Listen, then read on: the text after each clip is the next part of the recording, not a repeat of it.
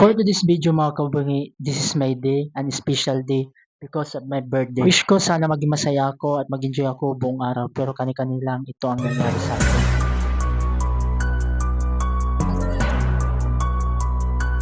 Mabuti na lang ay may dala akong ekstrang damit at linagyan ko na lang ng palamuti ang aking damit at para magkaroon ng bango ang aking damit at hindi rin mahalata na amoy burnal na palang aking amoy. At habang sinusuot ang aking damit ay mas lalong sumasakit ang aking sugat. At grabe talaga nangyari sa akin. Halos matalbong aking cellphone at kandila. At nagpapasalamat na lang ako dahil ito lang nangyari sa akin. Ganito nangyari ang aking kandila, nabali po ang isa. At siguro pwede pa ito maisindi. At nagpapasalamat na lang ako dahil hindi na po nabago ang aking ulo. At dahil sa sobrang lakas ng impact, ganito lang nangyari sa akin, nasugatan ng aking mga kamay. At nandito na po ako sa labas at nakikita ko na rin po ang simbahan at overpass. At kailangan ko na rin umakyat sa overpass para makatawid ako sa kabila. Tara, samahan niyo ako mga kabungi, puntahan natin ang simbahan.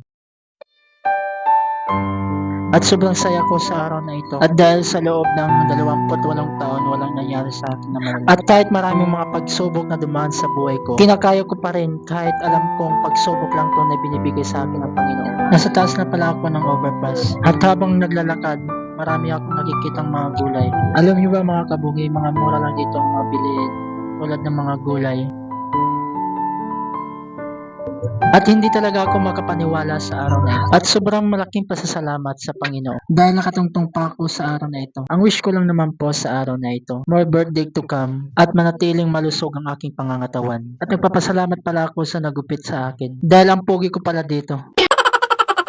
Nandito na pala tayo sa harapan ng simbahan nila. Ang simbahan nila pala dito ay hindi pa talaga maayos dahil under construction pa lamang. At dito lang muna ako sa labas magsisindi ng ganyan. At nandito na pala ako sa harapan ng Kristong Harap. At dito na rin ako magsisindi ng mga kandilang dala ko. Lord, ang dalawang kandila na ito ay alay ko para sa inyo. Lord, maraming salamat po sa araw na ito. Sa loob ng isang taon na ito na hindi mo ako pinabayaan. Na kahit man maraming pagsubok na pinagdaanan ko sa taon na ito. At nandiyan ka pa rin sa tabi ko at hindi mo ako iniwan. Maraming salamat po sa inyo, Lord. Ang wish ko lang naman po sa araw na ito ay bigyan mo ako ng mahabang buhay at manatiling malusog ang aking pangangatawan. At sa akin ding mga magulang na sana, Lord, huwag niyo silang papabayaan at lagi po silang gagabayan sa araw-araw na kanilang ginagawa. At pati na rin sa aking mga kapatid na kahit malalayo na sila at may kanya-kanya ng pamilya, huwag mo po silang pababayaan. Lagi mo po silang bigyan ng gabay at ilayo sa mga kapahamakan. At ang wish ko rin sa aking buhay na sana ay magkaroon na rin ako ng stable na trabaho